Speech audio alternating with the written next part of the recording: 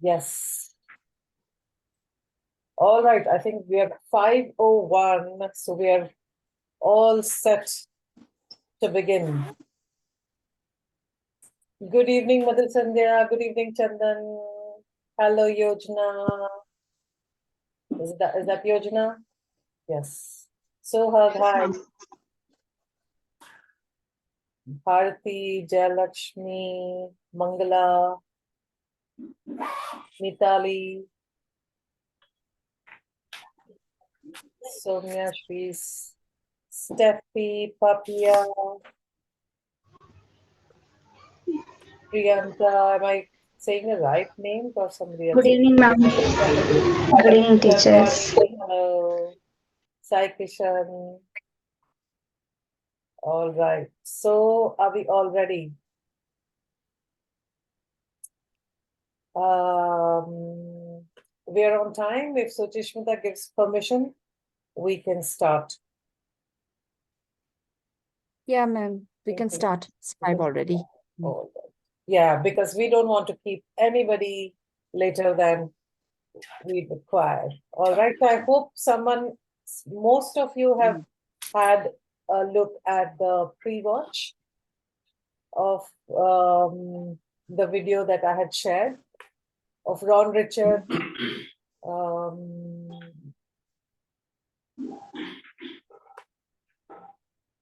Any of you who haven't watched it, you can watch it after the session, maybe tomorrow or as soon as possible after the session, so you get most benefit out of it.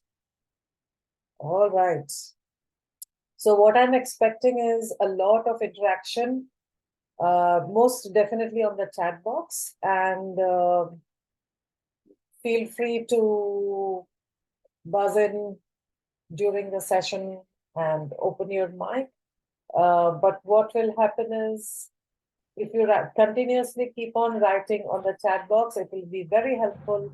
I can keep taking your questions, clarifications, any points that you want to make on any slide, any discussion points that you want to put in.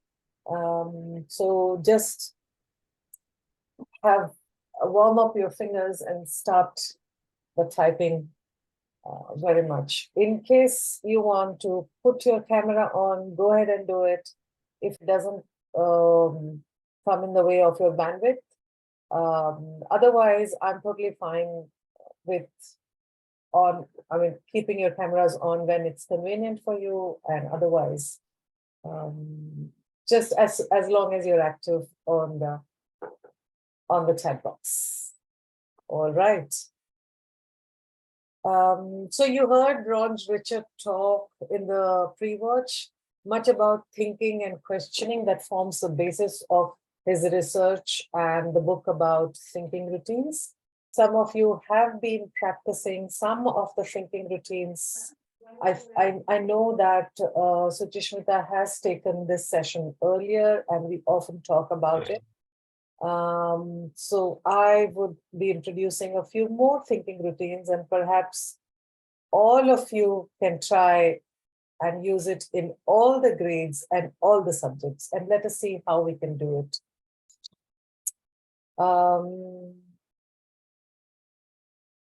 If thinking is a hard work, the second hardest is the art of questioning so that thinking can happen. And usually in our classrooms, we do question and we do want students to answer. What are we expecting from them, from our questions? Let's have share. Chama, you can't hear me. Can everybody hear me and see the screen? If at any point in time you can't, please do let me know. Oh, all right, perfect. All right, so I know the chat box is working. So what do you expect when you ask questions to your students? What is your expectation when you ask any kind of question to your students? What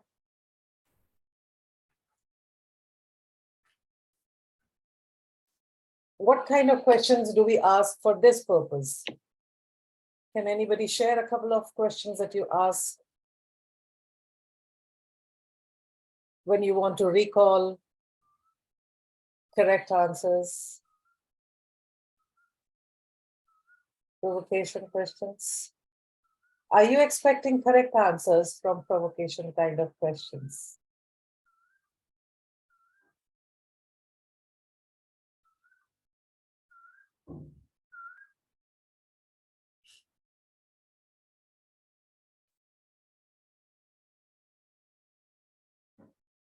What kind of questions do you ask when you want to access prior knowledge? Would the question number, would the earlier question differ from the second question? Yes, expect them to think deeper, make connections, ask more questions. They're checking prior knowledge, recall and make a connection. Madhusudhya says, Meghna says. So what kind of questions would you ask when you want to access prior knowledge? What kind of questions would you ask when you want them to construct meaning from text on a particular activity? You can see all of these are, yeah, not correct answers, but connect and then understand and apply. Do you remember? Yes, that's a kind of question. Yes, Sneha says a broad question that can get them to connect with life and that energizes them. Yes. Hope, yeah, that more than half the class raises their hands. Absolutely, that's really our expectation. When we ask a question, we're looking for them to participate in their learning. What kind of questions would we ask to engage in a meaningful dialogue? So there are these 3 or 4 different kinds of questions that you can ask for different kinds of reactions from the students. But most of all, what we want is most of them to interact, most of them to most of them to feel connected with what we are about to share. So many of you.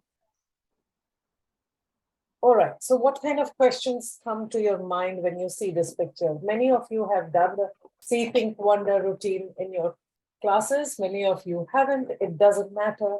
What kind of questions come to your mind when you see this picture?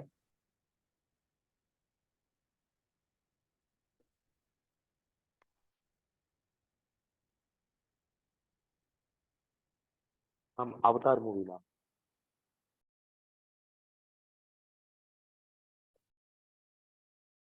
I'd like to see some questions on the chat box, if possible. Ma'am, can I?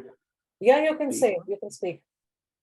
Ma'am, it resembles me an Avatar movie Okay. where the person was an handicap. So when he went to that particular into that machine, so he can walk, he can jump, he can climb. Yeah. So a similar situation we can see underwater. An handicapped person underwater, he can actually be like an avatar. He can just move freely. Yeah. So when the handicapped person is in the water, he's an avatar. He's a new avatar or a different avatar of himself because he can possibly move around. So out of one's comfort zone, Madhusudhya says, Nivedita says, would it be easier on the chair or swim? Good, great question. Can you see the wheelchair without the goggles? Again, an interesting question. Is this possible, Sohag says, or is it an illusion? Yes, yes. Okay, so now you've seen this picture.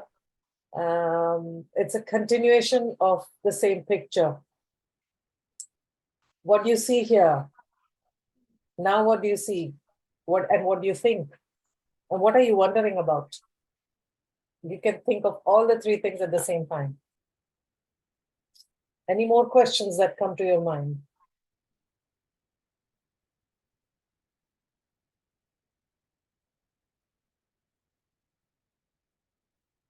Is the diver helping him or tying him up? Aha, conspiracy theory.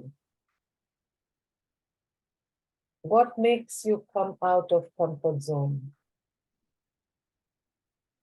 What an interesting question this is. What makes you, we'll dwell on this. What makes you come out of your comfort zone? When we are learning, we are always getting out of our comfort zone a little bit at a time. All right, Lata says, why doesn't the person with disability have an oxygen mask? Well noticed. How is the man in the wheelchair breathing? Yep. And this is a continuation of that same picture.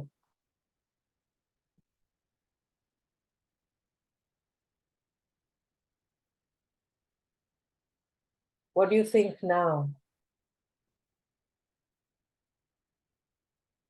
Then we'll go back to all the three pictures and discuss what actually reality it was. But that doesn't matter actually. The interest in the picture is more important, but I'll share with you. It's all about mind power. Ratna has chimed in.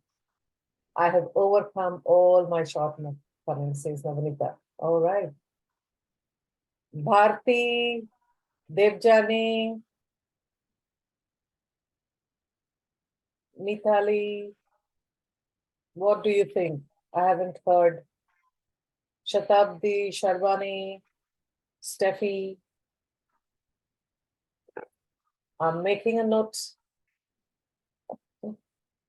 I'm the winner, says, yeah, Meghna. Indeed, indeed.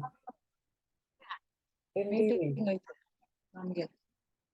I can't hear if somebody is trying to talk.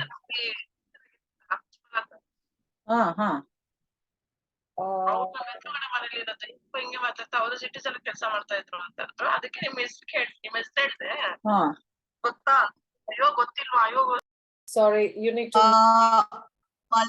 Malti ma'am, can you mute yourself, please? Actually, yeah, just mute yourselves, and whenever you want to speak, unmute. So this is a picture of Paralympic swimmer Antonios Zapatakis. He's looking at his wheelchair in the pool. After a motorbike accident in 2006, he became completely paraplegic. And Zapatakis obtained many awards in the national, European and global competitions. He possesses more than 20 gold, silver, and bronze medals. His power and passion and determination led him to the 2012 Paralympics in London, which he won the silver medal at the International Paralympic Committee Award. And what it makes me feel, as one of you said, that getting out of comfort zone, and it's mind power. It's the environment we are in and how it affects what we do. And that's how the culture of thinking becomes so important. If you're providing an environment where a child can think, it does not matter what kind of disability there are many kinds of disability or just coming out of your comfort zone are there. But in a culture of thinking, which is so key to the learning environment, anybody can be their avatars. We want, yes, like how Chandan said, that it reminds him of an avatar. It is, we all our children become the avatars of themselves when we have a culture of thinking, because everybody can think, everybody can question, everybody can engage in a different way to their learning environment. So he started training at a public pool of Chania in the island of Crete at the age of 12, and he became a water polo athlete at the Chania Nautical Club, winning many awards in both swimming and water polo. Then he got into the Greek Police Academy, and followed a career as a policeman. After that, I think in December 2006, just outside the pool where he had spent most of his life training, he lost control of his motorcycle and had a very tragic accident, which resulted in paralysis of his lower limbs. So the doctors who performed the operation on him told him that he will need to use a wheelchair to move. And the doctor said that he should accept his new situation. Antonio should accept his new situation. But less than 9 months after the accident, determined not to give up, he returned to the place he knew best, the swimming pool. Sure enough, in 2009, he started swimming for the Greek Sports Club for people with disabilities. And out of all his achievements, he remembers most vividly this 2015 medal in Scotland. He set 2 pan-European records. It took a lot of effort, he says, and a lot of failures to put on his police wear again as a police officer in sports service for the Greek police.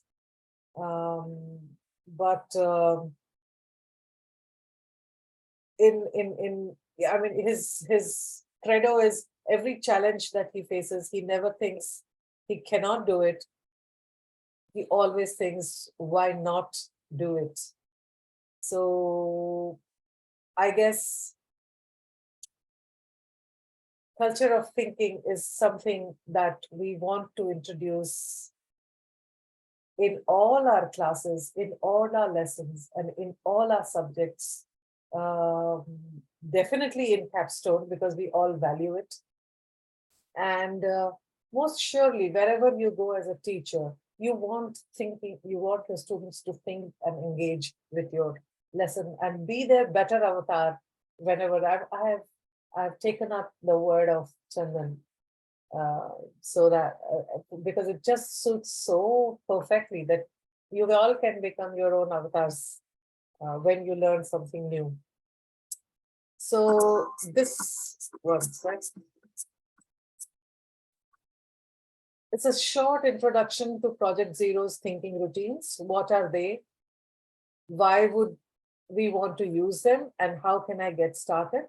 It's after this, we'll start one routine after the other. Many of you may have watched this, but we can have a quick group watch of this.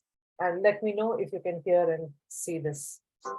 What can we as educators do to help students become better thinkers? One might assume that a good place to start is to teach thinking skills, but is teaching skills enough? We often miss opportunities to use the skills we have simply by not noticing times when they might be useful.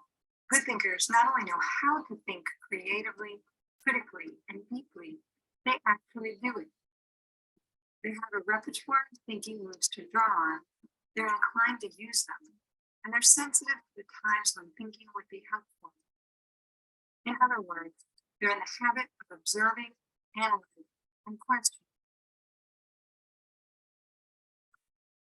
So can we teach this? Researcher educators at Project Zero have been exploring this question for many years and think the answer is yes.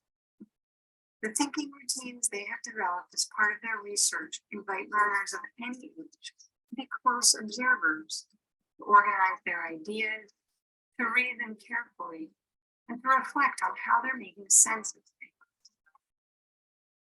These routines are flexible enough to be used to engage learners with any artifact, system, or concept, including their own thought processes.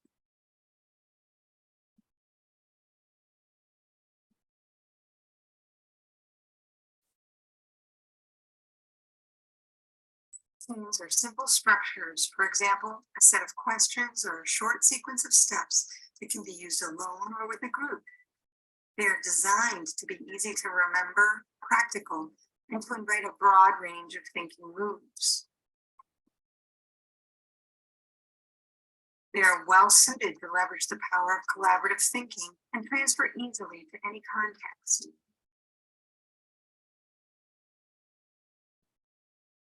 You can use them without training or prior experience, figuring out how they work along with your students just by using them.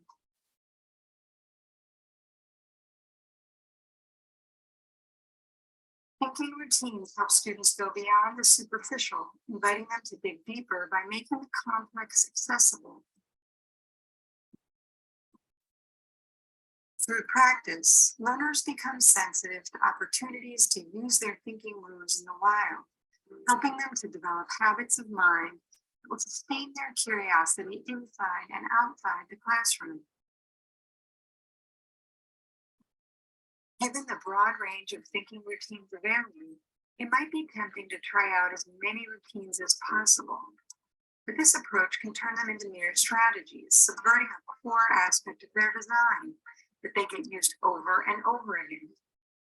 Choosing one core thinking routine, for instance, see, think, wonder, and trying it out in as many contexts as possible is more likely to reveal the ways thinking routines can support individuals in developing habits of thinking and groups in developing a culture of thinking together.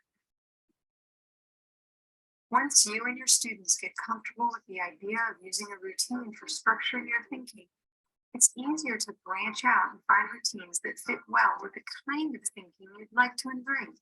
For instance, asking deep questions, making connections, coming up with explanations, challenging those explanations, and exploring alternative perspectives. Thinking routines might at first seem too simple, but it is their simplicity that makes them easy to remember and to use. Rather than simplifying ideas, thinking routines offer straightforward ways to sustain learners in their inquiry into complex problem spaces. While it does take time, using thinking routines in your classroom cultivates a community of thinkers with a culture of thinking, supporting learners in becoming intentional in their shared pursuit of deep understanding.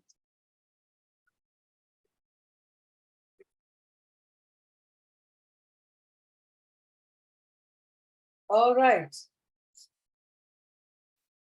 How does everyone feel at this point in time?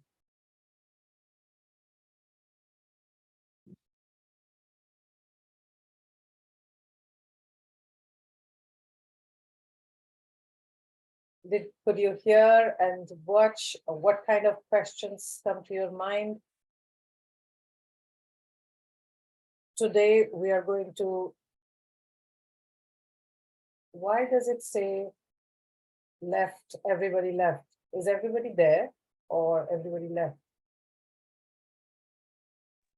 No, everyone is here. Oh, Miss. all right. Yeah. Because it shows in the chat that everybody left, I know. All right. All right. So today, let us see what are some of the routines that we are going to do. These sets of routines are for thinking and exploring ideas. There are different sets of routines. I thought I'll pick up these routines because you can pick up any of these and start off the practice of thinking routines. And let's see what we're going to do. We're going to do see, think, wonder, which all of you have done. We're going to do a zoom in. We're going to do a think, puzzle, explore, a 3-2-1 bridge, compass points, explanation game, and chalk talk. Any of you have done any of these?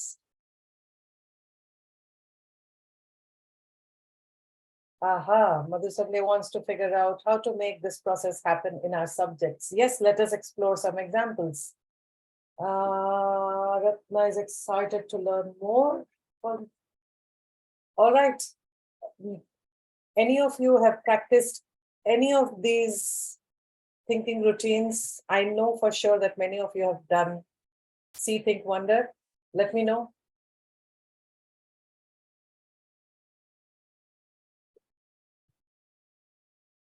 Any of these sound familiar to any of you? Shajini, Sneha, Venkat?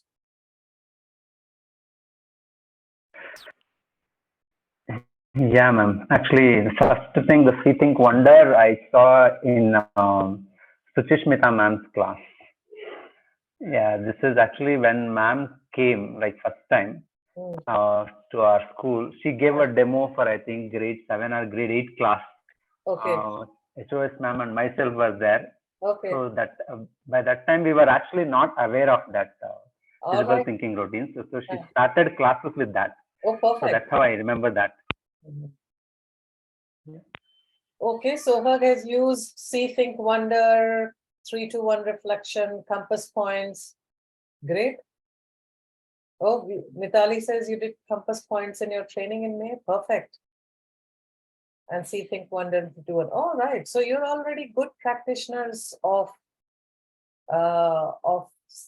thinking routines. So I think you can add a few to a repertoire, and those who are new to thinking routines can start with it. So now that all of you are very familiar, most of you are very familiar with See, Think, Wonder.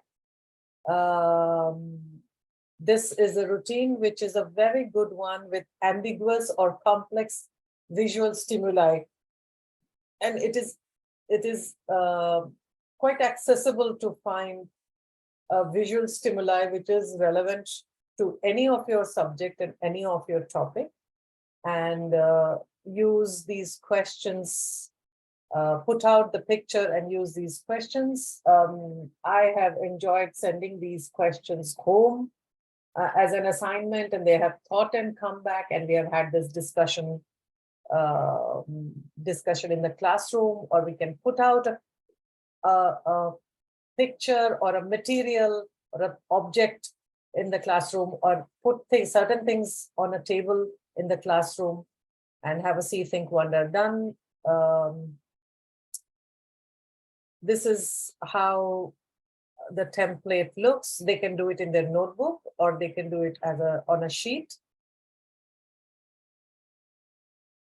or you can do it on a common classroom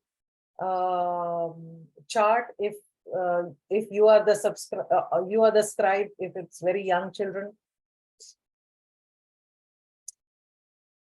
Here, a teacher has brought some material into her class. It's an example of See, Think, Wonder of a teacher.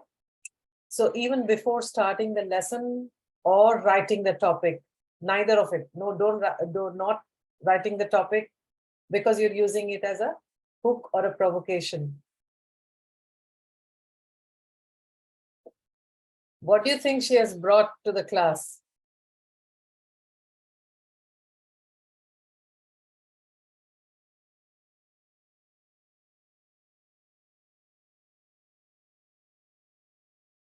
What gives you a hint what the teacher has brought to the class?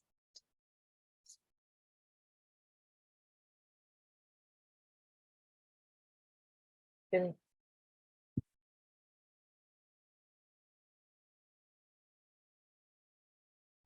you see the C column?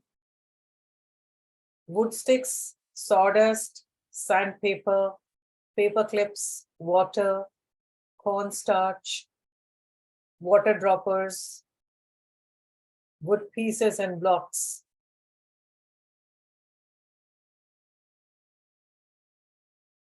Those are the materials the teacher has brought. And you can see what the children are thinking. Maybe Shatabdi is wondering, maybe it is for sink and float. Could be possible. What else can you use it for? Yeah, for an experiment, Mini says. To do an activity on density. Yeah. Says admin. Sharvani says, you think sink and float experiment?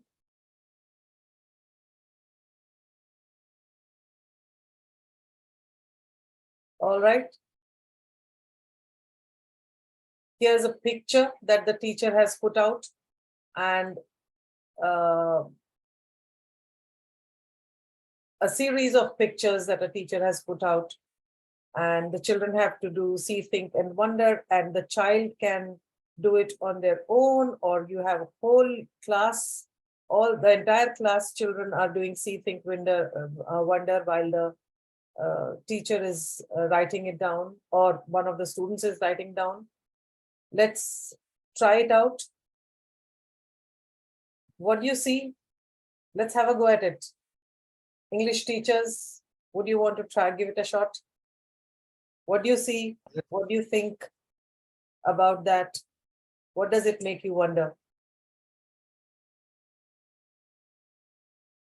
I've just picked English teachers so that whoever is teaching English can all say, but anybody else can chime in as well. But English teachers, definitely give it a shot.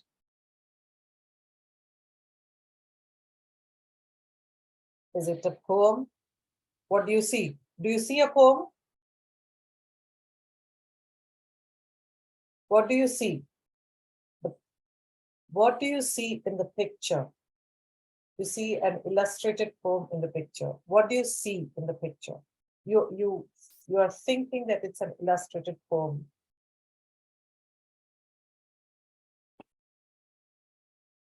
History, geography.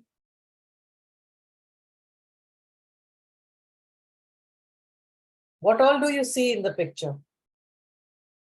Is it day or night? Is it man or woman? Can you see animal? Do you see house? Is it a city or a jungle? Is it cold or is it hot?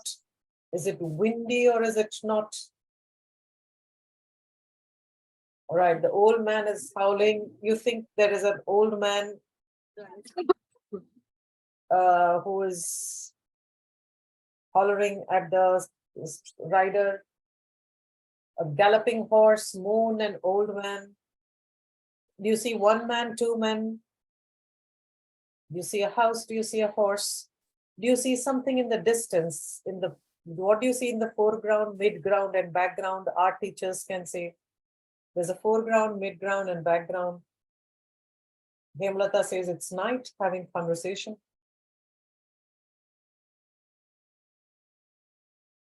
A house, a rider, clear sky, a tower. Yes, Sherwani, indeed. Well noticed.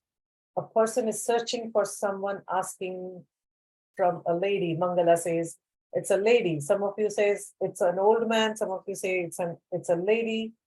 Some you notice troubled expressions. Satya think the rider is trying to warn. So it's one picture with some elements, and there's an action involved. And so many of us are looking at it and seeing various things.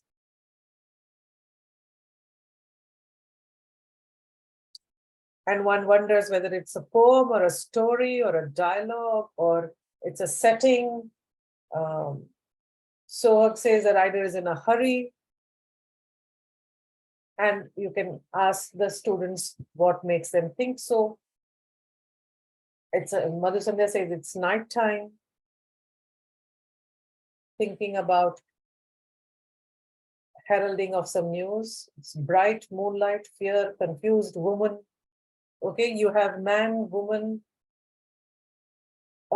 which means that, what does it mean? When we see a picture, many of us see some of the things which are same, and some of the things, some of us notice and some of us don't. Some of us think differently about some things than the others. Some think it's a man, some think it's a woman. Some people say it may be old. Is it cold or is it warm? Is it windy or is it still? It's different perspectives of one image. Exactly. Because all learnings will be learned by learners in different ways. The point is, can we engage them?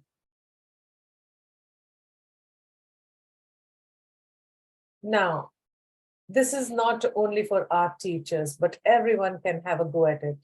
It's not about whether it is a correct interpretation or not. It's about setting your thinking and also listening to what others are observing and thinking about it. What can you see? What can you see?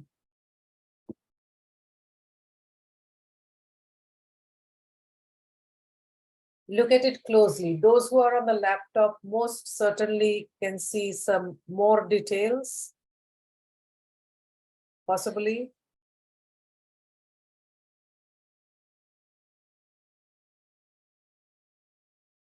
Time is melting away, says Sneha. Ratna says seashore, cliff.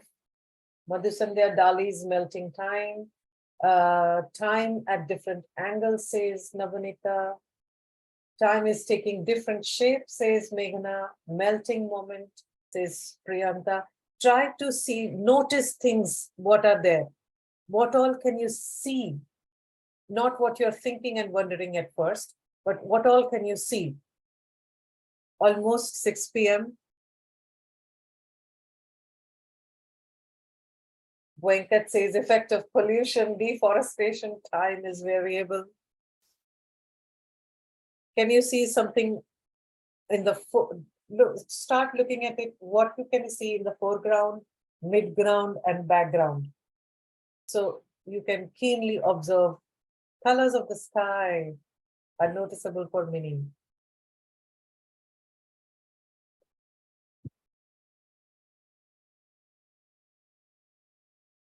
Mountain, Sharvani can notice a mountain, seashore, time, tree branch without leaves. Sneha can see oceans, cliff. Aha, Yojana has noticed the ants. Can anybody else see the ants?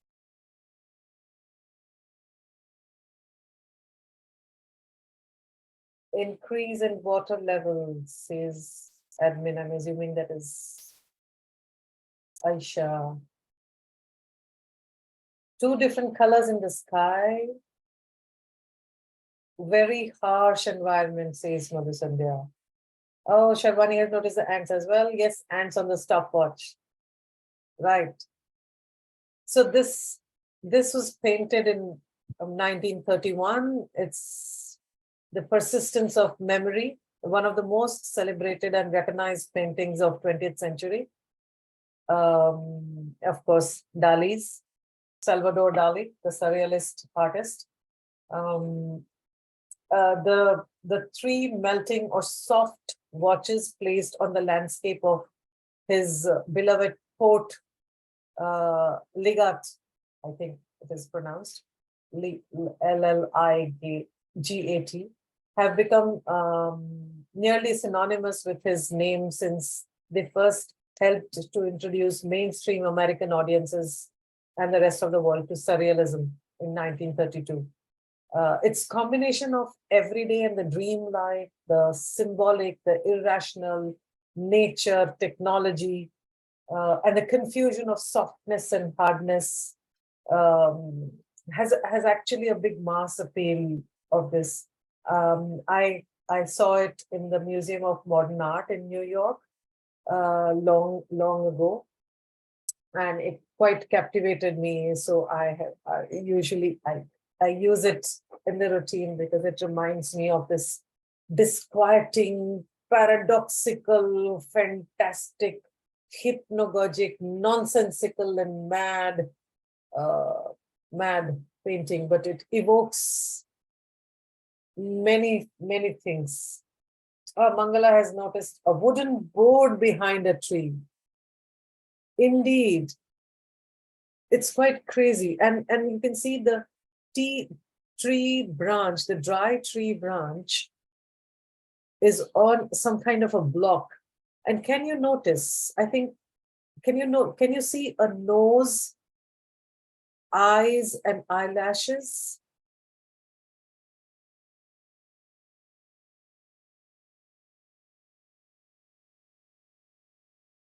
Satya says it's a snail.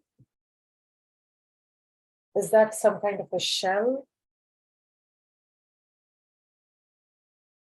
Yes, on the shell engraved, yeah.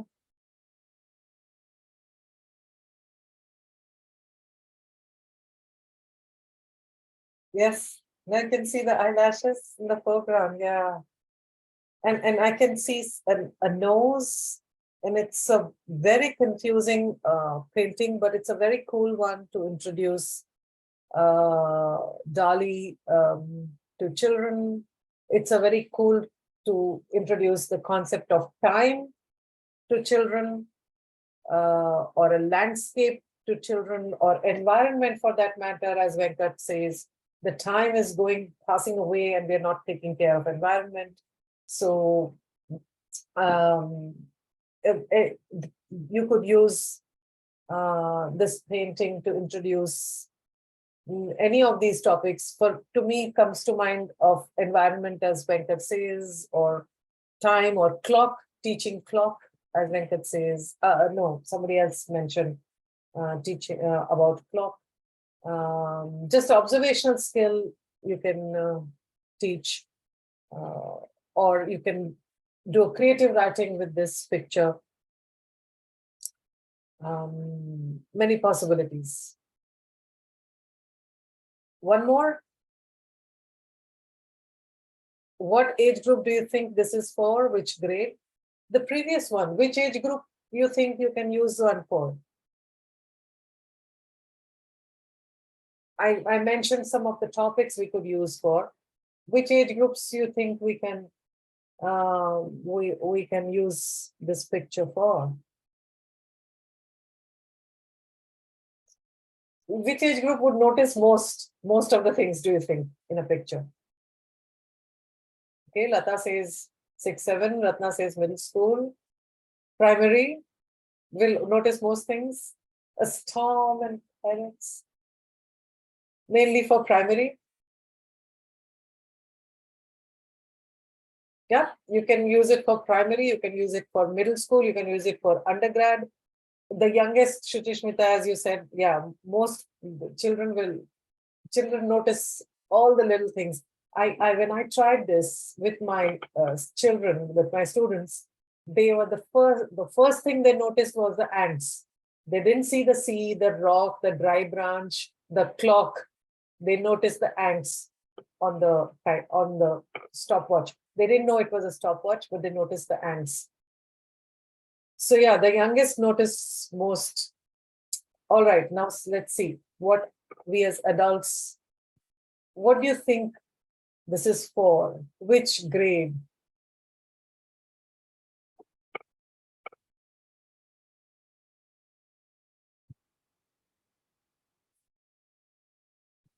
What topic can you put this picture as see, think, wonder? Primary, secondary, storm, 7 to 10, Mitali, primary, Seema, grade 2, community helpers. Ah, lovely. I had not thought of that. Wow, that's a good one. Natural disasters, after effects of an earthquake, Yojana says, Gauri Shankar says middle school, Priyanta says earthquake, Sneha, natural disaster, first response strategy. Sohak says natural disasters, Madhusandra says secondary students. I like this. This is very sweet. Grade 2 community helpers.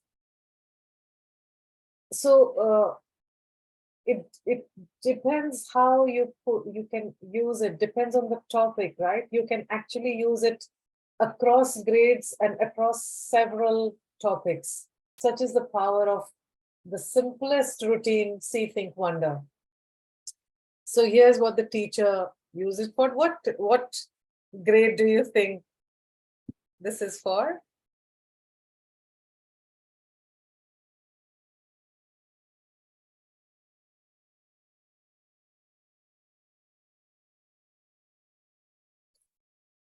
Yes.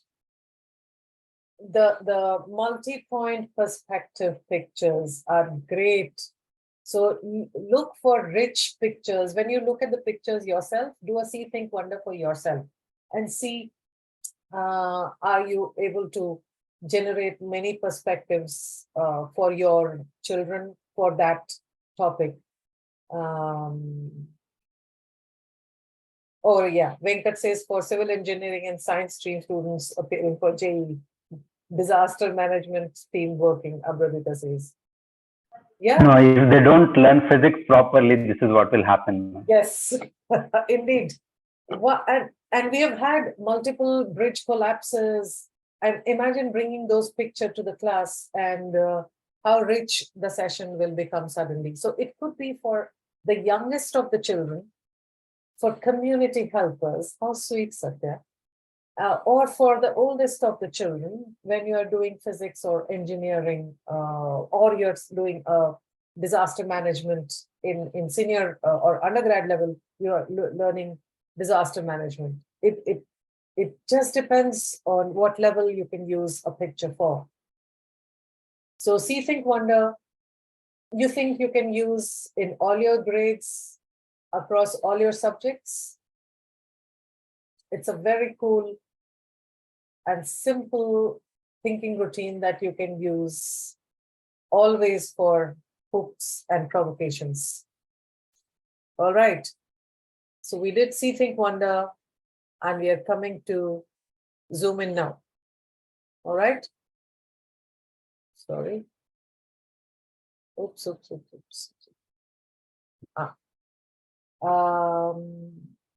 This is a nice variation of see, think, wonder, which involves only portions of an image. Can you think what it could be? What kind of routine it could be? I'm not okay. I love this this video, so I am going to show it to you. Yes, Yojana, not everyone can see everything, indeed. All right. So this is a nice zoom in routine video I'd like to share with you. Let me know if you can see and hear it. We're gonna do another one. Oops, sorry.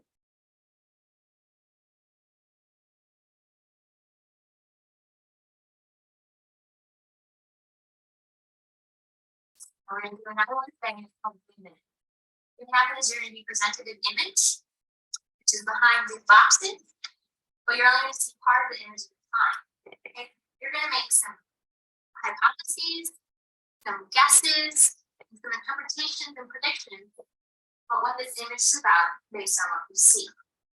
We're gonna show you the first part of the image.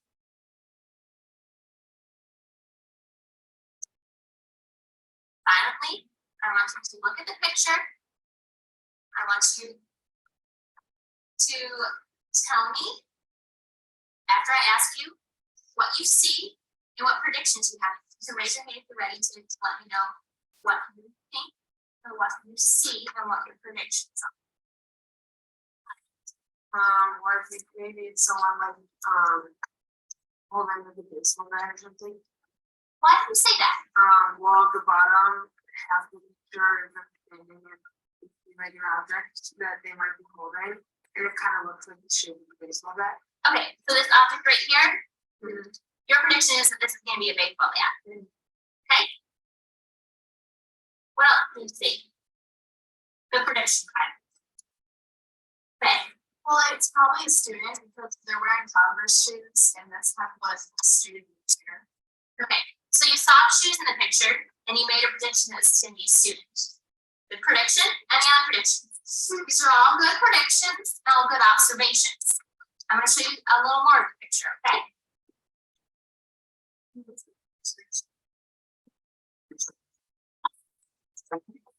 What do you think now? You're just going to think about, hold on, please. You need to raise your hand if you want to say something. Think about, observe what you see first. Then after you want to reflect on, how does this change your previous prediction? Okay, Isaac. Some kid listening to the jams showing up. Some kid listen to his jams chilling out. Why do you say that? I do that. That's what you do? That's how I like to do it. Okay. Get that? Oh, yeah, it is. Yeah, that's pretty great. Yeah, you know what we're gonna do? Got We it. don't need this one anymore. Need it? This one?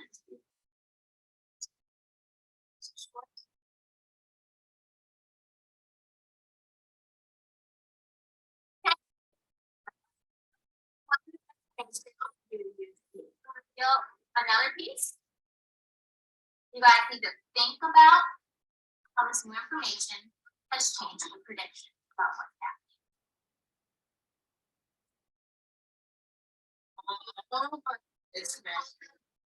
You guys, through your processes, able to refer to the meaning when you that. You guys did a really good job at making these predictions and about reevaluating what you saw. Now,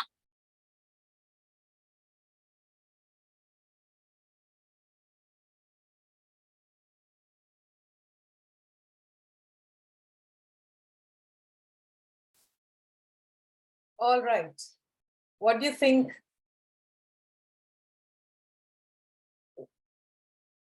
What strikes you about the video that we saw? The teacher taking class. How parts make a whole, reconstructing a whole by observations and inferences about individual parts. Yes, and she was always, yeah, everything may not be as it seems. Yes, that's true, Aisha. She's constantly asking, why do you say that? And she's also constantly saying good prediction. She's not saying, oh, that's right or that's wrong. She's asked the children to predict, and she's asking and she's mentioning, oh, this is good prediction. And why do you say that? So the children said, oh, looks like it's a student. So she asked, why do you say that? So she's asking them to infer their predictions as well. And the child said that she's wearing a canvas kind of a shoes, so must be a student. And perception changes from part to whole. There are different perspectives, no right, no wrong. Indeed, Madhusandhya. So zoom in is a nice step up of See, Think, Wonder. So the setup is you display a section of the selected image and invite the learners to develop hypotheses or interpretations based on what they have seen. They can do this individually, in small groups, or as a whole class. Then you do reveal and repeat. You may want to ask, what do you think the relationship is between these two people? What feelings are you getting from the words revealed so far? Or do you have a prediction of what the next section of data will look like? Discuss wonderings as well. Continue the process of revealing and interpreting until the entire image has been revealed, and invite learners to state any lingering questions that they have. Encourage them to discuss different interpretations and reflect how their thinking has changed from each piece of additional information. Share the thinking. How did seeing more of the image influence their thinking? The more we see, the more clarifications or clarity we get of actually what situation it might be. We may be seeing part of a whole. Is that the classical Indian legend when four blind men are touching parts of the elephant and interpreting whether it's a pillar or a rope or a snake kind of a situation. And when you see the whole, then you have a whole full revelation. What parts were particularly rich in information and had a dramatic effect, which were more ambiguous? What would the effect have been if the reveals had happened in a different order? If the face was shown first, and the vacuum cleaner was shown first, or the shoes were shown first, what it would have been.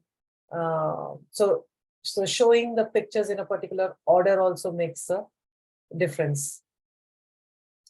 Yes, it does develop, Ratna, absolutely, critical thinking skills. There are many, Madhusandhya says there are many perspectives, no right or wrong. Yeah, it depends on what you're seeing and what you're interpreting. How can it be right or wrong? It is an interpretation.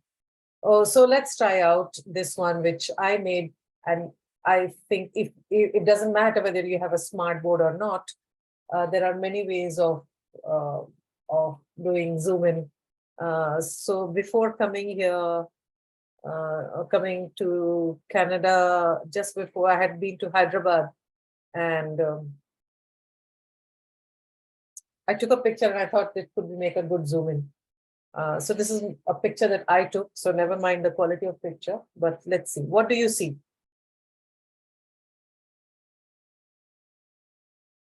What can you see and what can you interpret?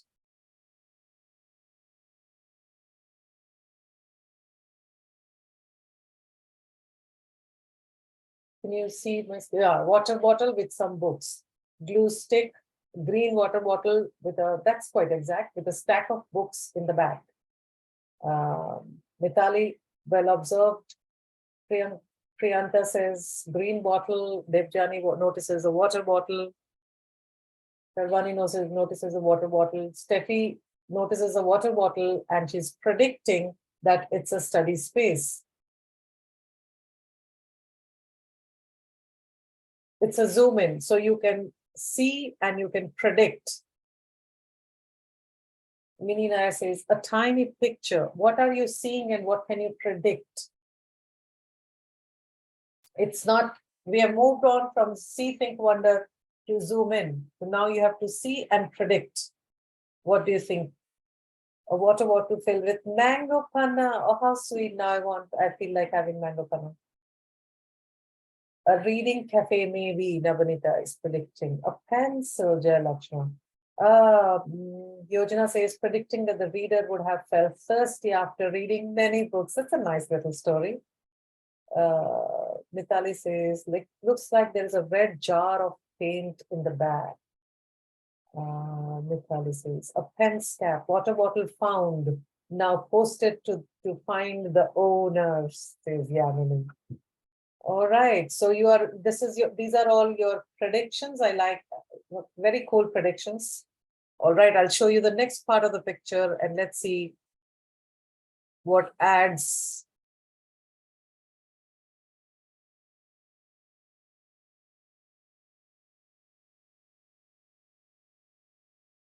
What new things do you see? And how does this change your hypothesis or interpretation?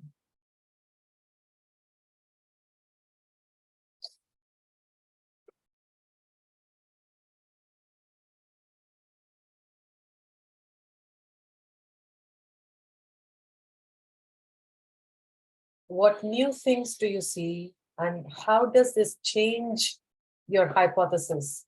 See, the joy of this is you are free to change what you were thinking earlier. You don't have to be sticking to your original hypothesis. You can change your hypothesis because you've got new information. A new information leads to change our thoughts.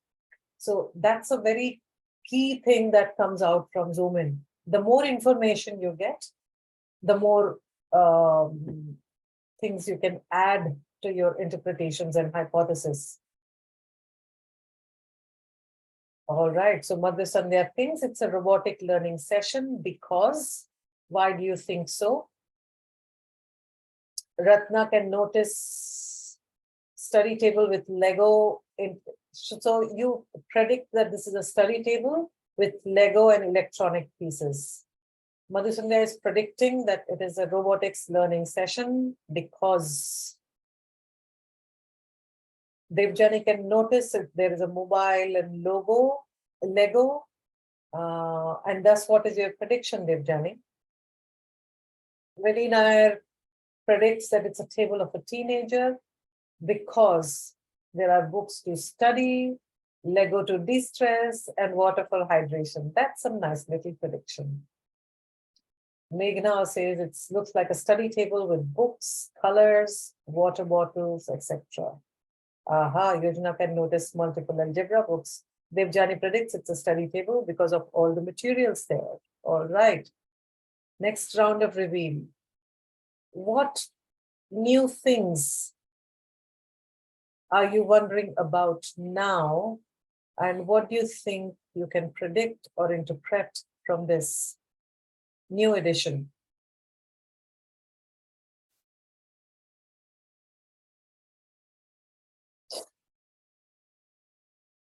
Does your prediction remain same?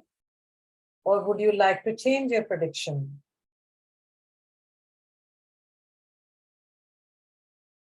Mitali says it's a student show and tell. Mangala says it's a kind of science fair.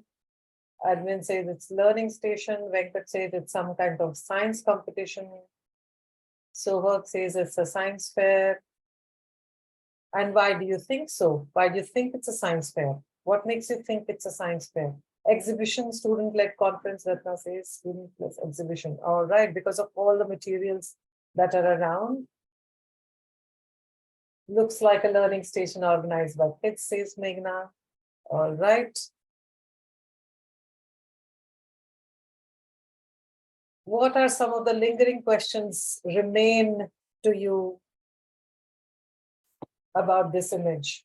Chandan says it's a science event, science fair, Madhu Sandhya, children exhibiting. All right, Chandan says student explaining to the judge. So any lingering questions that you have about this picture?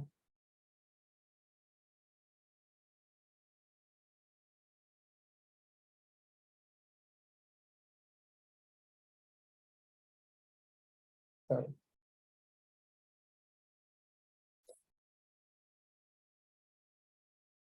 Is it an exhibition of AI? Design thinking process. Yeah, these are the lingering questions, and you can continue to think about it. It's just, I went for an event, and this was a science fair, and it was for, I think it was primary and middle school children. And they were explaining to me as a judge. And so I took some pictures and I thought it could make, so I just cropped the image for a zoom in session. You can see many children in the background. You can see dioramas. Yes, part of it was design thinking process, so you're right. So what is it actually, zoom in? What's the purpose of this routine? It asks learners to observe a portion of an image closely and develop a hypothesis. New visual information is added, and the learner is asked to look again closely and reassess his or her initial interpretation in the light of new information. Because learners must deal with limited information, they know their interpretations must be tentative and at best possibilities, and might change as new information is presented. If when you are giving a research kind of a project, this makes a very good good process to start them off, as so that whenever they are looking at portions or bits of information, they are digging deeper into it and finding more information to make it a cohesive whole. And still they know that their interpretation or their conclusion might change if they have more information. So that's what, so in a way, you're actually making them critical thinkers who are open-minded. Because as and when you get more data, more information, your thinking changes. Who do you think you can use this routine for? Which age group?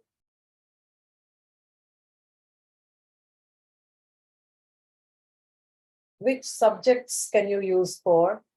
Which topics can you use zoom in? Is it easy to make a zoom in? I've seen teachers bringing picture and covering up with post-its and doing a zoom in session. So even in physical form, you can do zoom in. So Ratna says all age group, all subjects. Now that the principal has told, I think we can do all age group and all subjects. Gauri Shankar thinks it can be used for history. Navanita can says, yeah, you can use, I mean, this is, it's like a puzzle, indeed. All age groups will enjoy it. You can choose a picture that is relevant to your topic and do a zoom in. So you're doing a step further from See, Think, Wonder. So first you try See, Think, Wonder. And once you're very comfortable doing See, Think, Wonder, you can move up to zoom in, because not only you are observing, you're also interpreting. Yes, for bio to describe organ systems, absolutely. All grades would love it, Yamini. Yes, Venkat. Venkat has told for bio, already done. All right, so 2 routines. We have done See, Think, Wonder. We have done zoom in. We are moving on to Think, Puzzle, Explore.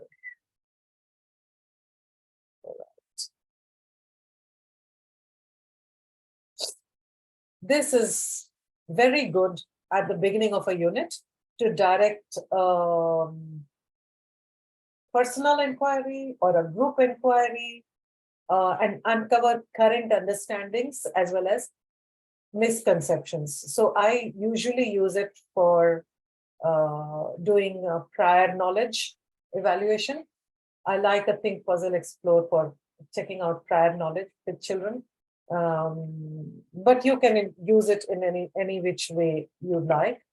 And let's see how we can, what are the steps for Think, Puzzle, Explore. Most of the thinking routines will have 3 or maximum 4 steps because it just makes it easy. And the name itself will tell, you'll remember from the name what the routine is about. So Think, Puzzle, Explore, this is what it is. What do you think you know about this topic? What questions or puzzles do you have about this topic? How might you explore the puzzles we have around this topic? So it's an easy routine for looking at prior knowledge. I use it very often for testing prior knowledge of anything.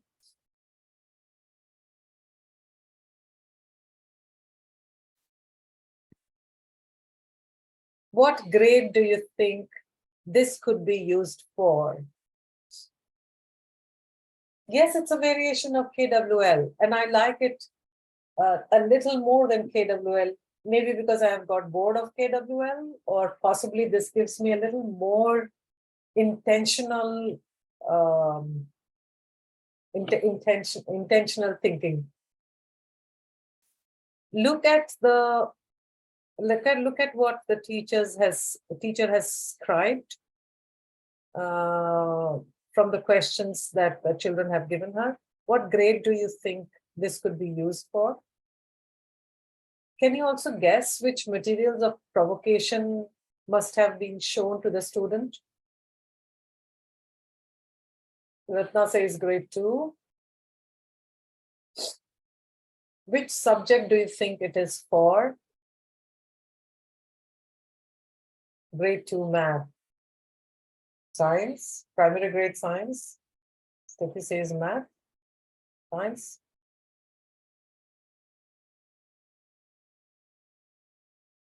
Geography, why not? Thermometer, yes, one of the provocations looks like the teacher got a thermometer. What else was there in the material?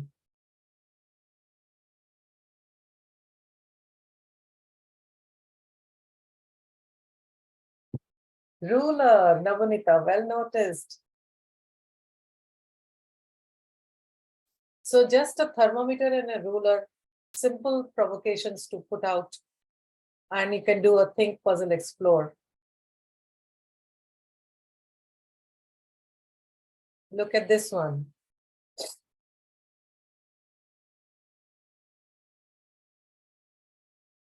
What grade do you think this is for? What subject do you think this is for?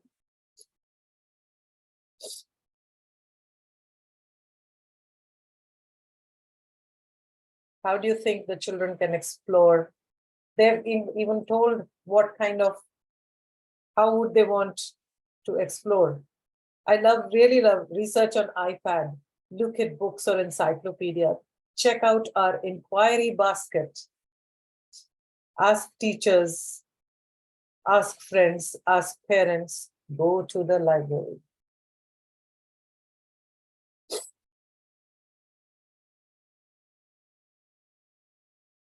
This is a very short video of second grade. I really like, it's very, very sweet. Let's take a. Today, not only are we going to get to see it, it's something from nature. It's really cool. But we are going to do some thinking around it. When they do this with kids, they already know this topic. But today we don't even know what it is. So, after you see it, I don't want you to just be shouting out what you're thinking in your head. I want you to raise your hand. I want you to tell me some of your thoughts. What are you thinking about this object of nature I'm going to show you? We're done with that. We're going to start thinking of some questions. What are we wondering about this thing? What questions do we have? And then we're going to try to think about how can we find out the answers to our questions? What are we going to do to explore it and find out more about it?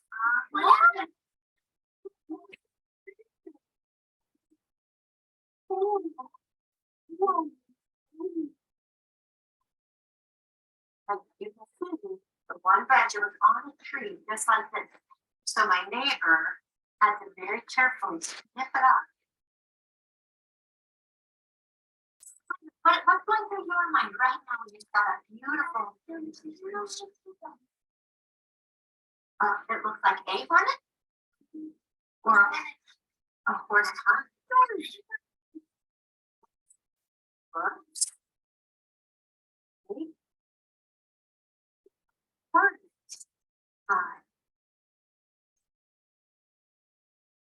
Thanks, Simon.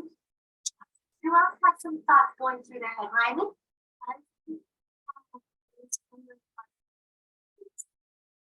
So you think bees lived in there? Okay. So, bees lived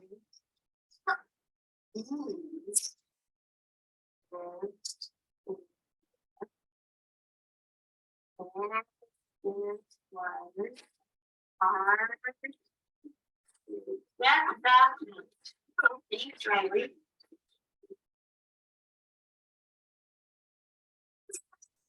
Now, some of you were really starting to wonder some things. Why are there Mia?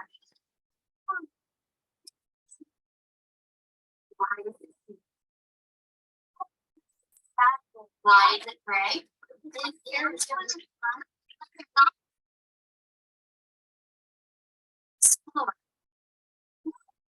we have all the answers to these questions?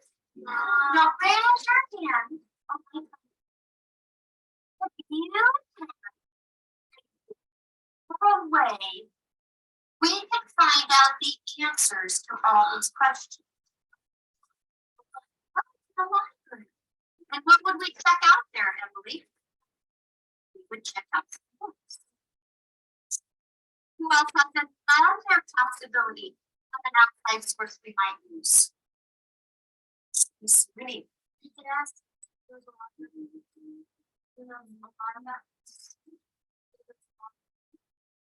about this. Yeah.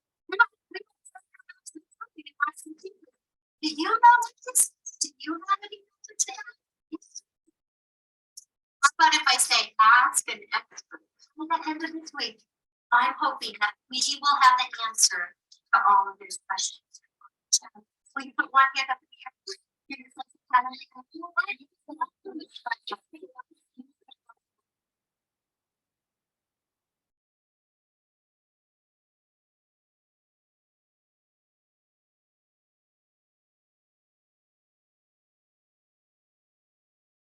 What do you think of that? Do you think our Think Puzzle Explore can be used?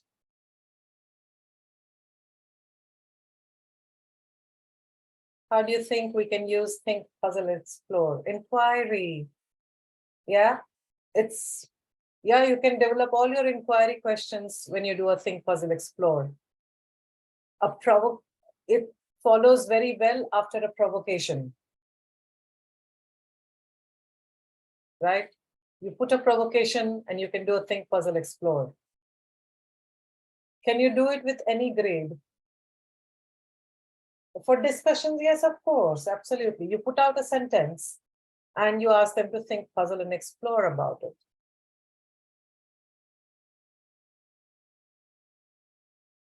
All grades can do it. Can all subjects do it?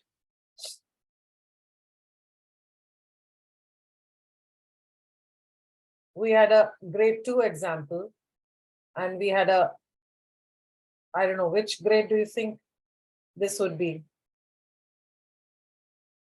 A 3 or 4, maybe? Yeah. Primary SST, Yamini says, yes. Primary. Perfect. So primary teachers, next time you can move to think, puzzle, explore after your provocation to get all the prior knowledge. Yes, yes, it's a great way to start student-led research project. Indeed, Suchishmita. All right, so we've done See, Think, Wonder. We have done Zoom in, and we have done Think, Puzzle, Explore. Shall we move on? Are you too tired? Too excited to go start off your weekend? Or shall we move on to, are we excited for the next one? 3, 2, 1 bridge.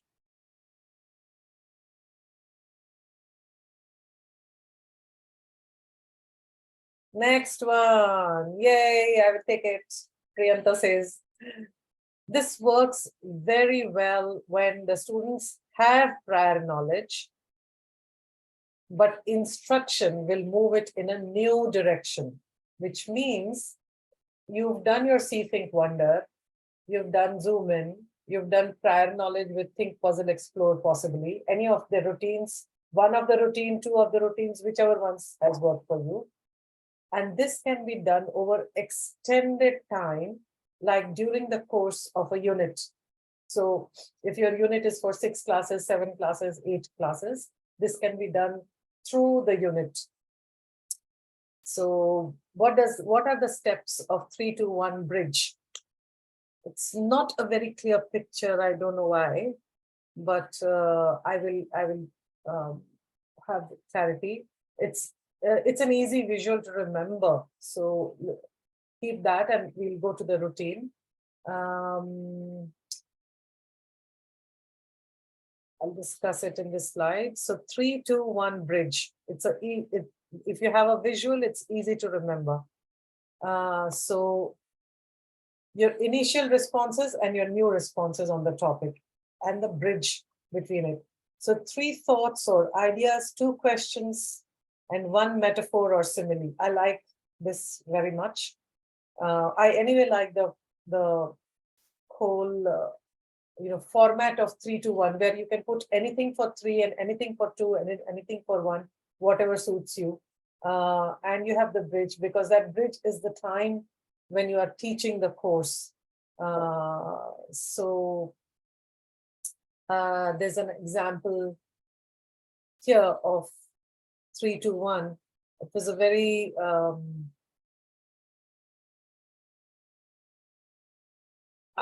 this is a very sweet one, so I put it. I don't know whether you can see it, but it was on friends. And you can see what children have written: 3 words, 2 questions, and 1 simile that came up. We will do this exercise, and there was an initial response and a final response. Let's do. I've just picked up general one because you can apply it. I think you can apply it to your topic, because I would do sessions on bullying. So this is one of the things picked up. So what does bullying mean to children at that point in time? After the discussion, during the course of, usually I would do it over 2-3 days. And by the end of the discussion, what is their actual overall new understanding about bullying?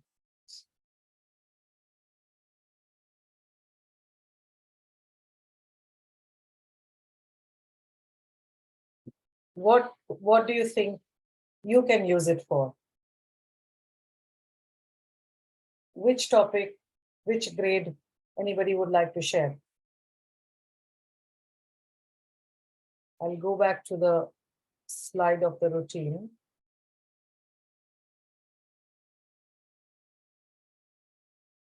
Yeah.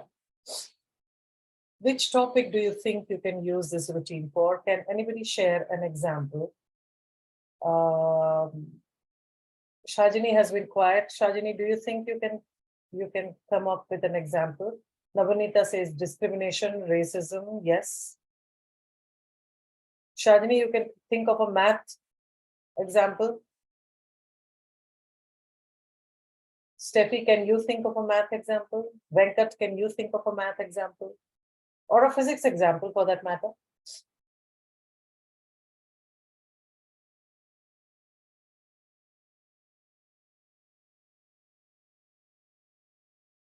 Physics examples come very upfront to my mind.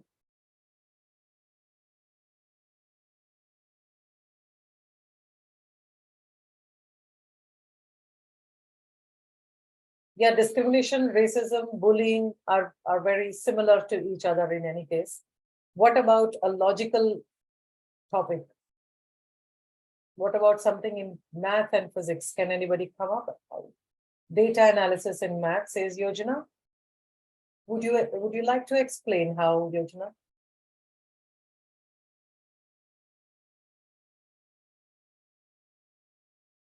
Anybody is thinking? I can hear the mind sticking.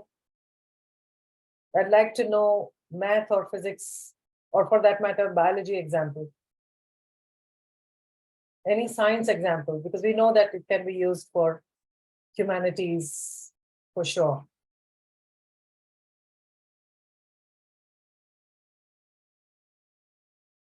Trigonometry relating to physics. Venkat, would you like to share how? Design thinking 100%, absolutely.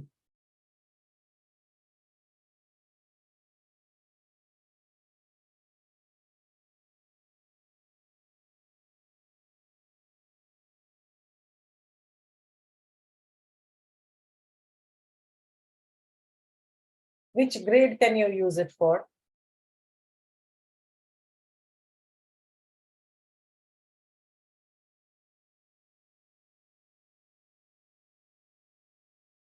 Heat can be used for science topic, example heat, autoimmune diseases, cancer, business studies, economics, absolutely. Any topic, you start with something, you can also figure out what the children know about it already. Then you go through the topic. And then it's also like an exit ticket for them, like they know. Yeah, connecting the dots and coming to conclusion. Absolutely, bang on.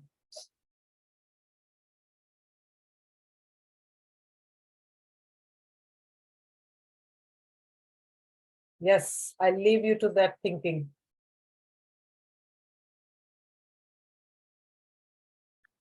Hi, this is Laura Bagunu, and I am choosing to try the 3-2-1 bridge thinking routine. I'm going to use this in my 3rd grade art class with a community theme. The 3-2-1 bridge thinking routine has students.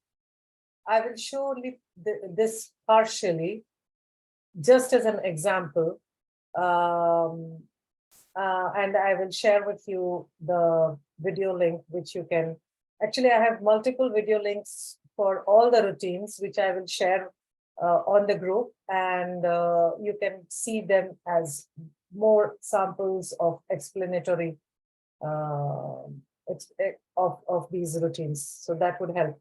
Think about a concept or question that they may have heard about before, or they may have a partial understanding of, possibly they know it from another context. So this is a way for students to write down at the very beginning of a unit or a lesson things that they know or think they know about a certain topic.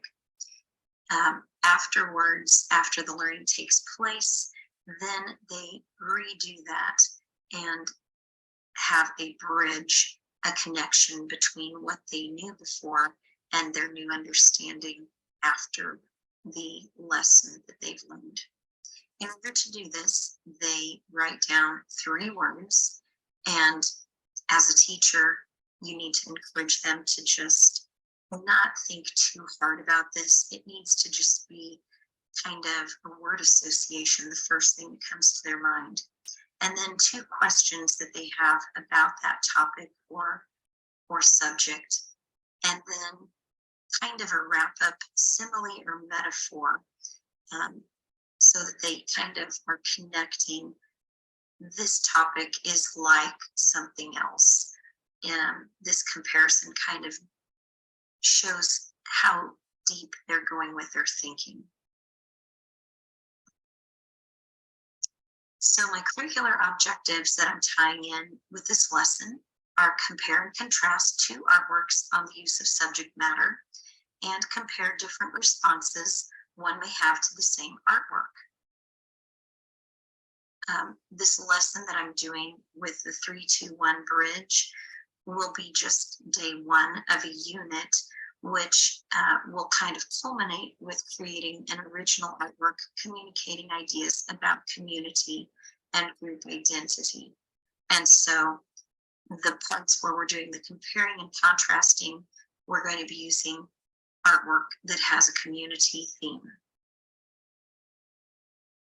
So the process is the students will come in and fill out the 3-2-1 bridge form that I talked about earlier using that community theme. Then I will show them 6 prints on the smartboard where artists have used a variety of ways to interpret community in their artwork. So these are the actual prints that I've chosen. Hopefully between the colors and the style of the art, I hope that every student will find something that they just feel a connection to. I haven't decided for sure if I'm going to assign groups or allow them to do some choosing. Because I've chosen 6 prints, I might say that each person at the table needs to go to a different print, so they're with different people in the classroom. So in my classroom, the process will. So I'll pause it here, and you can see we all thought of sciences, we thought of humanities, and how in design thinking, and this teacher has used it in art so wonderfully, which pretty much goes to say that you can use it for any subject and all, and any grade and all. So I would really like to see if any one of you picks up volunteers to use, which we will decide by the end of the session, of which groups of teachers can pick up which routine. So in the next lesson plan of theirs, and I'd love to see them incorporated in the lesson plan along with when the reflection time comes, you will share the pictures of what you have done as well. And if you are finding it challenging, then I'm absolutely reachable to discuss on how it can be worked together. So all of us, between you, me, Suchishmita, possibly Dr. Ratna, we all can work it out together and see how it can be made to happen. So keep on looking at them and figure out your favorite routine that you would like to pick for your next lesson plan or your ongoing lesson plan. So we have done See, Think, Wonder, Zoom In, Think, Puzzle, Explore, 3-2-1 bridge. And now we come to compass points. Some of you have used compass points. I'd love to hear how you have used the compass points. Have you found it easy? It solicits the group's ideas and reactions to any kind of proposal, plan, or possible decision. My personal idea of using compass points is mostly when I'm planning an event or a new thing with students or teachers. Compass points is very helpful for me for that. What have you used compass points in the past? Can you share? This is the kind of form you use for compass points. Worrisome, need to know, what is your stance or what next steps could you take, and what excites you about this idea? What's the upside? So I usually start with the excitement portion, and the excitement and the worry portion. And then I go to the need to know more about the idea, and then what steps can be taken about this idea. So I go east, west, north, and then south. How did you go about compass points? Would you like to share, please?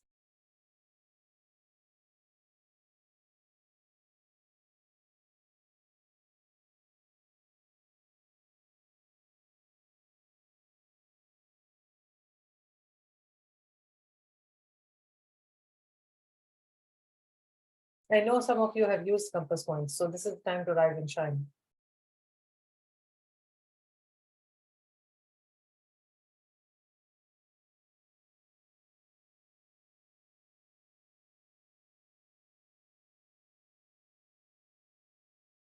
We have just 2 more routines to go, and I think we're running on good on time. So, all right, Devika, I haven't heard you. Fräulein, I haven't heard you at all.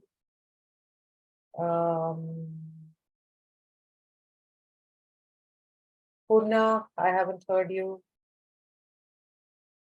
Papia.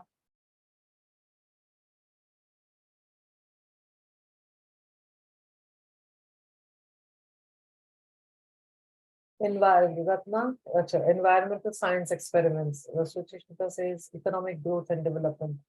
Okay, Shajini has used compass points on online education relations. What is it? Online special SEL.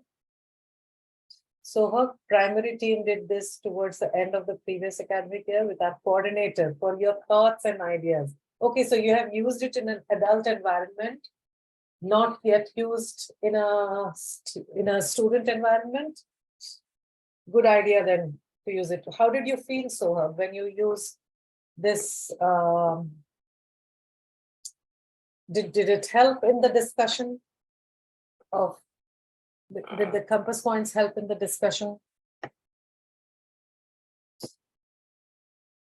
I did it very recently with a teacher group because these are IGCSE teachers and they were struggling with the mark scheme, making marking scheme. So I asked them about it, and it came out finally that most of them understand the marking scheme, but they cannot make a marking scheme. They've never learned to make a marking scheme. So our next steps were to plan a workshop on how to write a marking scheme. And they all knew how to do answer key, but not marking scheme. So the compass point immediately helped us figure out what we need to know about it more or find out about it. And then what are the next steps that would be. So this came in help just last week for me. I used compass points in a discussion.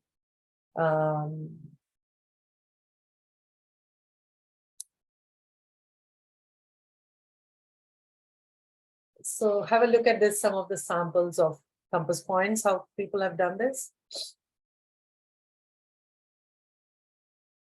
Which grade do you think this was used for?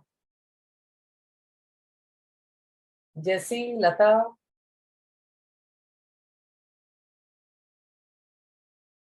Steffi, which grade?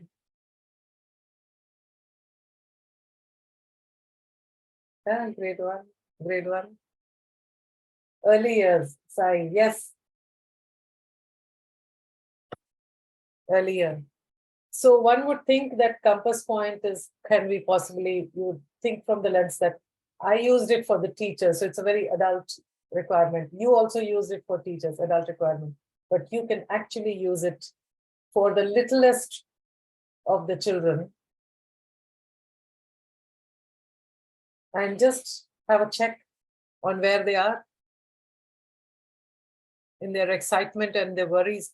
You'll get to know, I like to know what would make them anxious, because sometimes when children are anxious, their mind is not receptive to learning, even if they are capable of learning.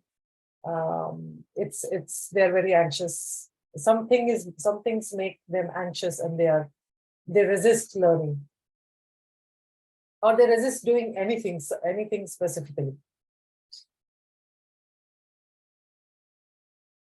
Great. Sohag, if you're planning to use compass points with students in your upcoming QCT class, super idea. You can use it for QCT as an emotional kind of things. You can use it for things like math and science. You can use it for things like there is a lot of graffiti in the school, and we are facing a problem of graffiti. You can do a teacher session with this. You can do a high school session with this. You can do student behavior with this. So if you have these tools handy, then you can give a structure to the discussion, and it just makes it easier to discuss and find solutions and not have lingering problems. You can use this for problem-based learning, for group projects, and involving all participants.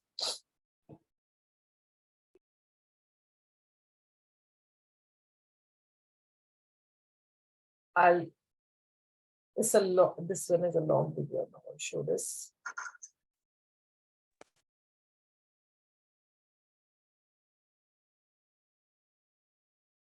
This is the 8th and final installment of a series of clips videos. All right. I'm just skipping the video in interest of time, but I'll be very happy to share with you. And I'm also skipping because you have used it with the teacher team. So you're more or less aware of how you can use compass points. So I will move on to the next one.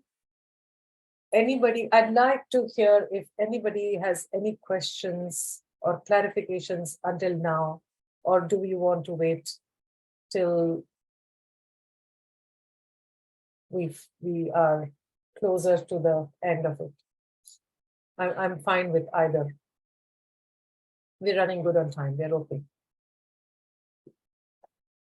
So the next one. Again, it's an interesting variation of See, Think, Wonder.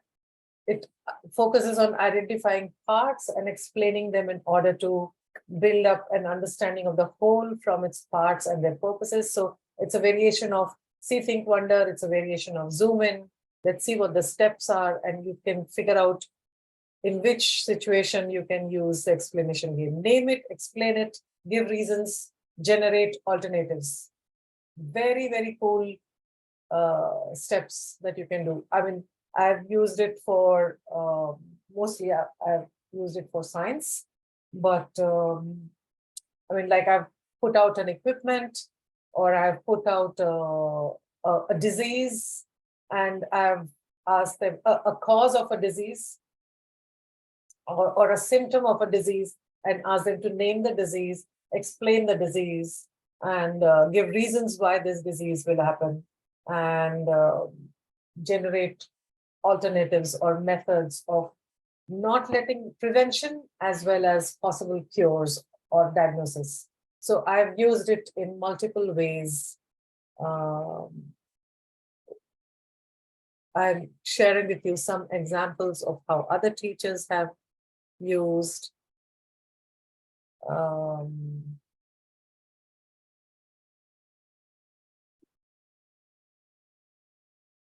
for various age groups.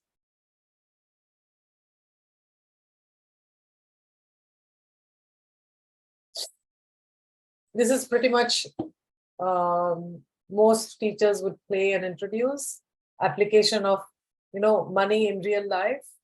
But when they played the explanation game, it was very cool. The students had to name the amount of money they needed to spend. Explain it by drawing coins to equal to that amount and give reasons why that would be a correct coin combination. For example, I know that you need 100 rupees, 1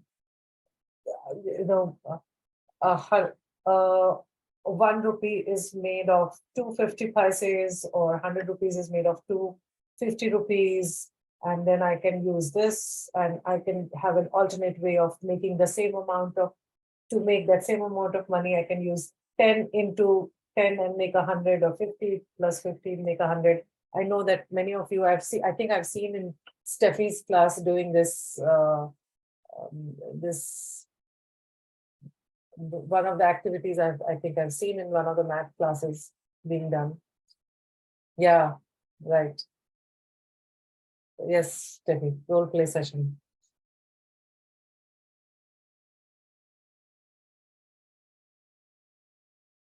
These can be used in geometry. So I've picked up various subject examples just so that you know that it can be used across grades and across subjects.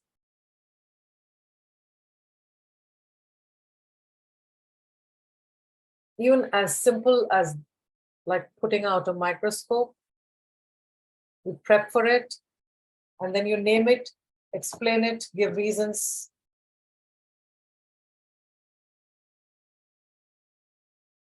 So it can be a microscope, it can be a beehive, as you saw in the other one, or wasp nest, any material.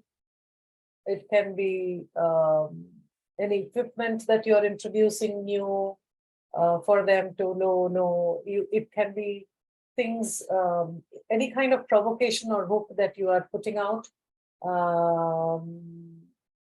or any kind of revision also. If you are doing it, you can use it. What do you think? Any topic comes to anyone's mind? Neeraj, Prakash, Purna, you know who this? Have I met you guys? Caroline has been awfully quiet. Caroline, I need to hear from you. I have 15 minutes left in the session.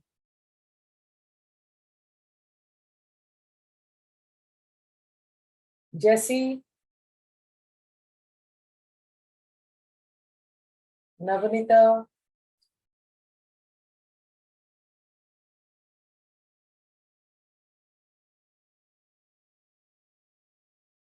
all right.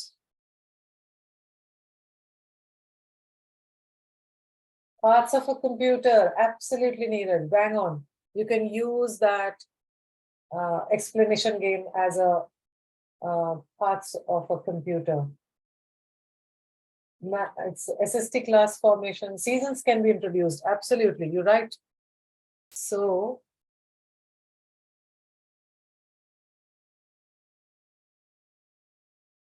you can use with computer. And how interesting would it be to show the different parts of computer, put out different parts of computer, even the pictures of a computer, and ask them to name it, explain it, and give reasons, and generate alternatives for that. Imagine that. Instead of just saying that, okay, now label, or this is this part, this is this part, instead of instructing, if you just do the explanation game for computer parts, as simple or possibly monotonous or boring a topic as that, when you have to just name parts, you can make it interesting by doing the explanation game. Shapes and tangrams, yes. Physics, different components, absolutely, you can use it. You can use it in literature, Madhusandhya, by discussing the causes and effects and generate a different ending for the plot. Absolutely, you can do that, totally. Weather and seasons in grade 1, absolutely, Jesse, you could do that. Perfect. All right. So we come to the last and the final one, which is chalk talk. Open-ended discussion on paper. I love this. It ensures all voices are heard, and it also gives thinking time, quiet thinking time, because the instruction is that you need to write down your thoughts. So you can see some pictures of chalk talk here. So where only the chalk talks, the mouth doesn't talk. So you put out a question on paper. So for example, you're doing a topic and you put out 5 big questions of the topic or 10 big questions of the topic and lay them on the chart paper around the class, and have the children go around and write quietly their answers, their interpretations, their thoughts, maybe even draw little diagrams or draw little mind maps of it. So, and they can look at each other's work. So it's a nice, quiet, collaborative work. So if you think your class will become noisy by a discussion, because that particular day the children are hyper for some reason, or very excited for some reason, you can begin or end, or in fact, do it in between, do a chalk talk in between. So it's a quiet, collaborative work. I really like chalk talk. Is one of my most favorite thinking routine. So it can be opinion generating, it can be a specific topic.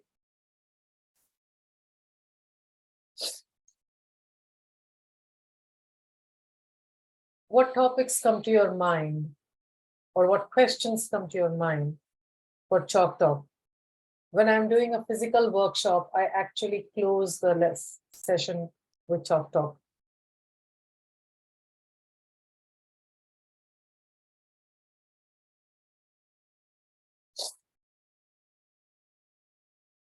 Yes, Navnita says informed classes, you can use that. Shagini says reflection on a chapter. Resolve classroom issues. Yes, Venkat. Maybe even GK. Absolutely, Neeraj. There's a lot to learn and explore. Absolutely. There you go. That's absolutely Ratna. Students' understanding of a topic, and they can look at each other's understanding as well. They can share their learning on a concept.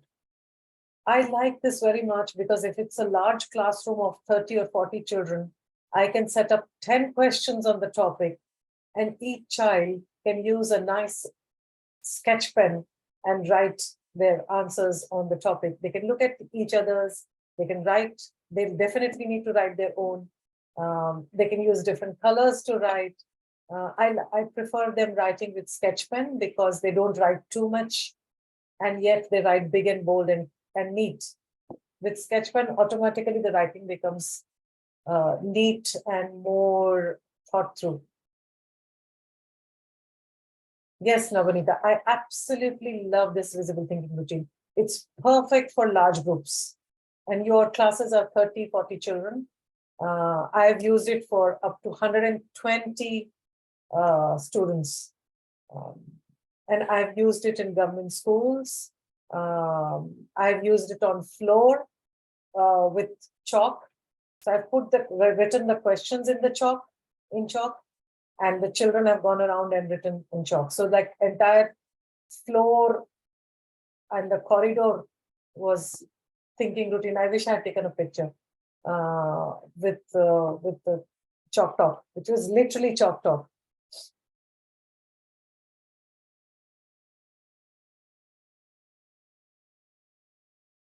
Yes, it's yes, Priyanta. This is my top.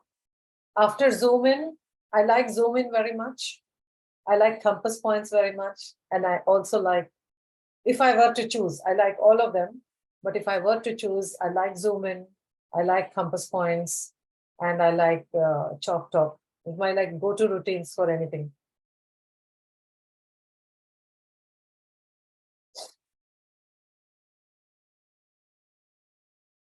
Yeah, it was a good one to use it for 4Cs. Yeah.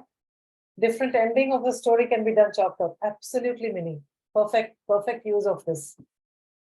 You don't always want children to talk because not all children are verbal, are also comfortable to communicate orally.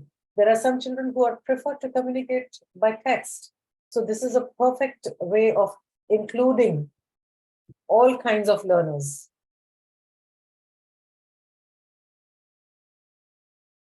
Yeah, Neeraj.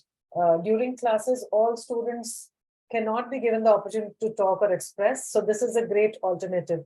A version of Chalk Talk is what we do in the chat box, where at the same time, many of you can put out on the chat box, but at the same time, many of you can't talk. So it helps the teacher, whoever is facilitating, to look at everybody's ideas and not spend the whole time listening one after the other. And everybody else can also look at the chat box and look at each other's ideas. So I think chat box is a good variation of Chalk Talk. What do you say?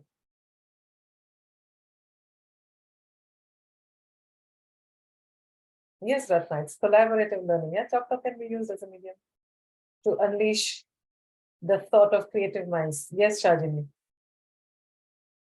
Yes, so anytime you're taking any online class, chat box insist that their children write on chat box because it's a really good, virtual variation of Chalk Talk.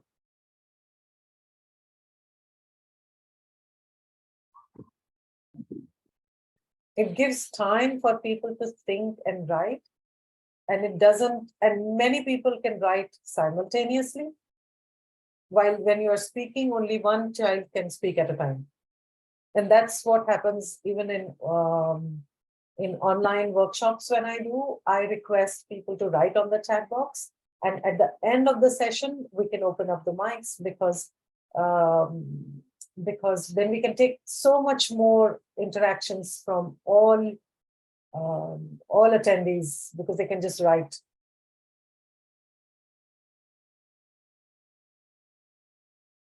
All right. I'd love to know which ones are your favorite. We have 5 minutes and I'd love to hear from you. Here's my number and my email ID.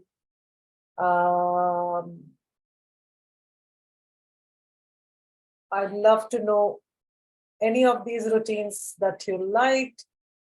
If you have any clarification on any of the routines, if you'd like to share with me which ones you'd like to use. And what I request you to do is, I want each of you to pick one routine that you would like to use for any of your topics in any of your grades that you're teaching right away, like next week. Okay, Satya has picked. What have you picked? Sajini has picked Zoom in, explanation game. Suchishmita, what do you want to use? Zoom in. Yes, it's a great step up from See, Think, Wonder, right? It just builds curiosity, It's a nice reveal kind of a thing. All right, Madhu Sandhya, Zoom in and Chalk Talk, your favorite. Sharvani liked all, you would like to use Chalk Talk. It's a great way for letting children start writing. If some children are hesitant to write, Chalk Talk is a great way to see that they write. Because when everybody is writing and all you are doing is writing, and it's a fun way of writing, then no child will hesitate to write. Whereas if you ask them to write in the notebook, it sometimes becomes a bit boring. Also, I love it because it's a great display idea. After finishing Chalk Talk, imagine putting out 10 charts on the classroom wall or in the board in the gallery. It's an amazing class display idea, which is entirely student led. Mini Nair says Chalk Talk and explanation game. Why not? Zoom in. Devjani says zoom in. You like the most? Oh yes, it is. It is the sweet one. Chalk Talk and 3-2-1 says Chandan. Yes, 3-2-1 bridge is a great one for concepts. Shatabdi, zoom in, Chalk Talk. I think Chalk Talk is a bit of a favorite. Think Puzzle Explore. Zoom in, Chalk Talk. Size is Think Puzzle Explore and Chalk Talk. Yes, I like Think Puzzle Explore as well, Sai, because it gives me an idea of the children, what they are puzzling about, and also they are thinking of how they can explore it. The teacher is not the only source of explanation. They can ask an expert, they can ask a friend, they can ask, they can look up on the internet, they can figure out an encyclopedia, they can ask their parents. There are many ways to explore and not just the teacher or not just the internet as well. Hitaishi, see, think, wonder. All right, why don't you go ahead? Fräulein, go ahead and use see, think, wonder. I'd love to see that in your lesson plan. Okay, so now, whichever lesson plan I'm reviewing, I'd love to see 1 or 2 thinking routines in the course of whatever. Some of your lesson plans are 8 days, some of your lesson plans are of 10 days. I'd love to see a couple of them in your lesson plans. Pia, Chalk Talk and Think Puzzle Explore. Purna says Chalk Talk and Zoom in. Hitaishi's explanation game. Abradita, Zoom in is a new one you learned today. It's easy to do, right? Zoom in. You can do it physically by covering it up with paper and revealing it, or you can prop it up on a slide. You don't need a smart board necessarily for it.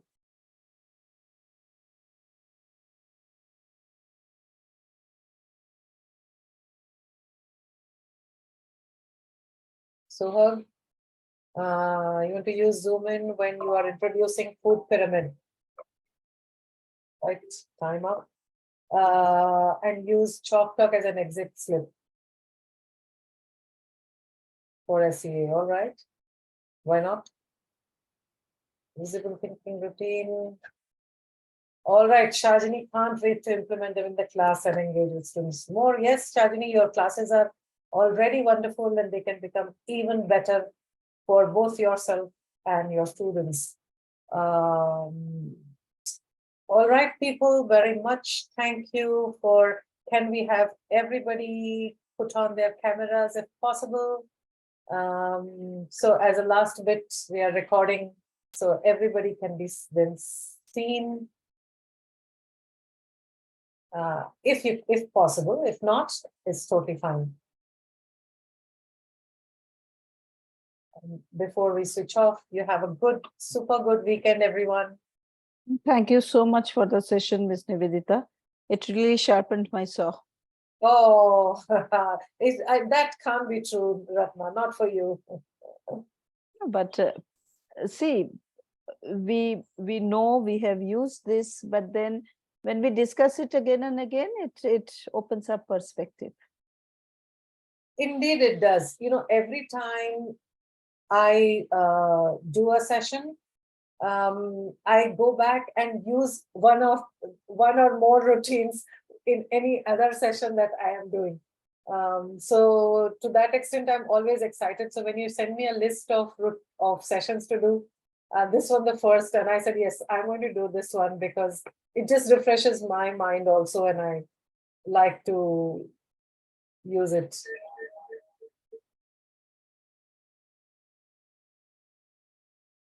Thank you. Thank you. Thank you. Thank you. Thank you very much, Yamini, Mitali, Hemlata, Papia, Mitali, Yojana, Caroline, Mangala, Lata, Sharvani, Steffi, Neeraj, Meghna, and whoever is Samsung SMF415F. Seema, Jesse, Gauri Shankar. Bye everyone. Nadanita, Jayalakshmi, Priyanta, Papia.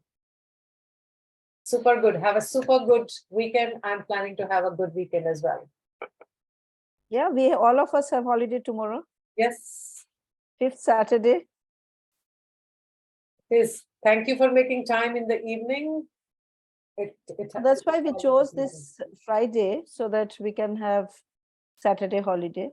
Perfect. And it happened to be the 5th Saturday, so we all have holidays. Perfect. Bye guys. Bye Suchishmita. Bye everybody. Have Bye. a lovely weekend.